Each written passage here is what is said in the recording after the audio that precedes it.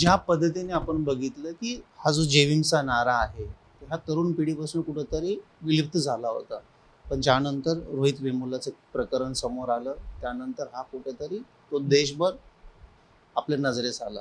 त्याच्यानंतर कन्याकुमारी ज्यावेळेस जेएनयूमध्ये हा नारा दिला आणि त्याच्यानंतर आता दिल्लीमध्ये जंतर मंतरमध्ये ज्या पद्धतीचा जेविमचा नारा गाजला, तर ह्या चळवळीकडे तुमच्या नजरेतनं कसं पाहताय? तेव्हा बाबासाहेबांचं जे प्रतीक आहे ते आता भारतामध्ये जाती व्यवस्था तोडून तो विचार सर्व जाती धर्माच्या लोकांमध्ये चालू झालेला आहे. विचार करणं सुरू झालेलं आहे, नारा स्वीकारलेला आहे. ही अत्यंत मोलाची गोष्ट झालेली आहे. बाबासाहेब जागतिक पातळीवर सुद्धा स्प्रेड होत आहेत. आता मुळात बाबासाहेबांचे अनुयायी जे भारतामध्ये आहेत त्यांची जबाबदारी खूप वाढलेली आहे आणि त्यांना सर्वसमावेशक पद्धतीनं सर्व समाजाला सोबत घेऊन बाबासाहेबांचा विचार तिथपर्यंत घेऊन जाण्यासाठी प्रयत्न केले पाहिजेत. आणि खूप तुम्ही बोलला तसं अडचण होती पूर्वी, आता ती अडचण राहिलेली नाही. त्या सगळ्या नव्या तरुणांचं मी स्वागत करतो आणि जय भीम म्हणणाऱ्या त्यांच्या वाचेचं, त्यांच्या आवाजाचं मी स्वागत करतो. 2029 कडे पाहत असताना ज्यावेळेस एक मुलगा जो अमेरिकेवरून येतो आणि दिल्लीमध्ये लाखो विद्यार्थ्यांचं नेतृत्व करतो, तर त्या नेतृत्वाकडे तुम्हाला पाहत असताना 2029ची जी निवडणूक आहे ती कशी दिसते? हा मुलगा खरोखर ह्या समाजाचं, ह्या पूर्ण आंबेडकरी चळवळीचं नेतृत्व पुढे करू शकेल का? काय सांग. अभिजित दिपकेचं जे नेतृत्व आहे ते कुठल्याही जाती धर्माच्या मर्यादेत नाही. त्याचे त्या दिवशी मी इंटरव्ह्यू ऐकला, त्याच्यामुळे तो बोलला की मला काय पॉलिटिकल म्हणजे मतदानाचं जे सत्तेचं राजकारण त्याच्यामध्ये इंटरेस्ट नाही, तर प्रेशर ग्रुप म्हणून काम करणार आहेत.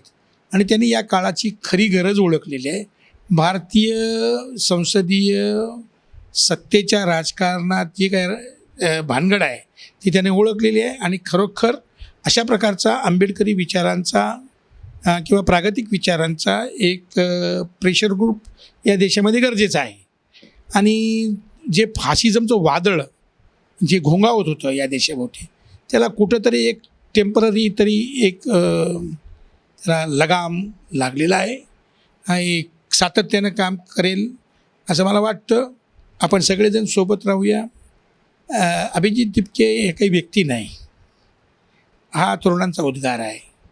त्या तरुणांच्या उद्गाराला कसं विकसित करायचं आणि पुढच्या काळात त्याला कसं घेऊन जायचं हे काम आंबेडकरी जनतेनं करावं, एवढीच एक अपेक्षा आहे. आंबेडकरी जनतेनं हे काम करत असताना आता सर्वांनी एकत्रित येऊन यांच्या नेतृत्वाखाली आणखी एक चळवळ उभारणं गरजेचं आहे, ती म्हणजे बॅलेट पेपरची. या संदर्भात तुम्हाला काय वाटतं? बॅलेट पेपरची चळवळ तर उभारावीच लागेल. कारण काय आहे की या देशातले ब्राह्मणवादी आहेत, त्यांनी संपूर्ण यंत्रणा ताब्यात घेतलेल्या आहेत.